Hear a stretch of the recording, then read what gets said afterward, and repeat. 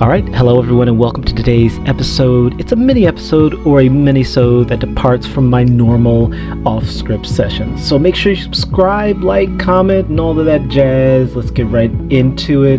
This video is for those who are ready to activate their power in life, to adapt and thrive in a post-pandemic world. And if you're that person, you're in the right place. Each episode and series is about helping you get a fresh new look on life, inspiring you to break through personal, social, spiritual limitations that come from self-criticism, self-doubt, and self-denial and guilt. So today I'm sharing a little story. It's a story about a little bit of enchantment, and I'm also going to be giving you a trailer from one of my videos that was requested about Luciferian magic. That video is on the way. So if you find this interesting, like, share, subscribe. Thank you. I had a wonderful walk today with a friend in the forest, and it was just beautiful. It was a great walk, and we were heading down a trail back to the cars. On to the left hand of the trail, there was this beautiful madrone that was growing, a beautiful tree, a madrone, and on this madrone was this gorgeous snake. I cannot tell what kind of snake it was. It kind of looked like a garter snake, but it had one single yellow stripe down the back. I'll post a picture of it. It was green with a beautiful yellow stripe down its back. It's just a gorgeous serpent. And I love snakes. I love serpents. Looking at the wrong side of the camera. I love snakes. I love serpents. And the way that we saw the snake, or the serpent, was that there was two women, probably around in their 50s. They looked like twins, and they both looked at the snake, and they were looking at it, and they pointed it out to us. So it was this beautiful serpent on a tree that was just sitting there, and it had this beautiful forked, red tongue. Beautiful. I wish I had gotten a photo of its tongue, because I just stared at it and just loved on it and admired it from a safe distance. I would have if I knew what kind of snake it was, I was going to pick it up. It didn't have the face like venomous snakes tend to have a certain cranial structure.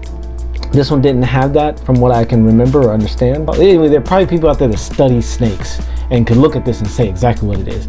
I can't. I couldn't. So out of safety, I didn't pick this beautiful, beautiful being up. But I did take a picture of her or him or it, and just felt a lot of adoration and love and gentleness and care for it, but also for it. I didn't feel any coming back. I was just looking at it, and it was just kind of just looking like, snakes and cats have similar eyes. They just kind of even if they're smiling, cats don't really smile. I guess the cats do smile, but snakes don't ever seem to ever smile. They just kind of have a look like their eyes are just kind of focused like this.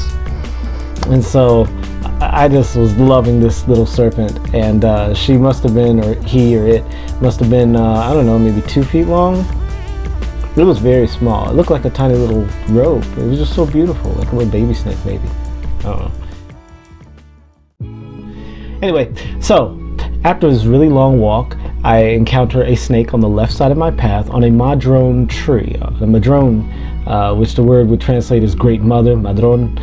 And it was pointed out to me by two women wearing pink shirts that looked to be like twins. They looked like they either really close age sisters or twins, because they looked the same, and they were probably in their 50s. So if there's anything in there, I think there's a lot of symbolism there. There's a lot of messaging and structure there. So I want to share it with you guys and see what you think. This is a very short off-script session. I'm not even editing it. I am just putting it out. So let me know what you think. Thank you. Alright guys, here is the clip that is kind of a short trailer for episode 6, and it just covers some of the principles of Luciferian witchcraft, or magic, or craft, or alchemy, or whatever you want to use, but it's coming from a Luciferian philosophical lens. I hope you enjoy, and let me know if you have any questions or suggestions.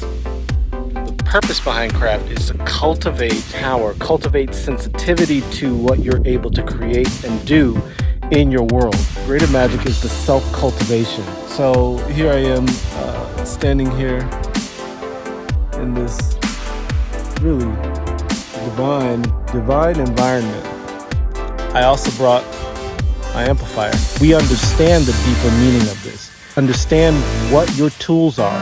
So the purpose of craft, as I have understood it, as I've experienced it, and the greatest form of magic that I've used in my life is magic that allows me to be engaged in the world, engaged in relationships, engaged in my troubles and my struggles, my challenges, but also engaged in pleasure and peace and joy and purpose.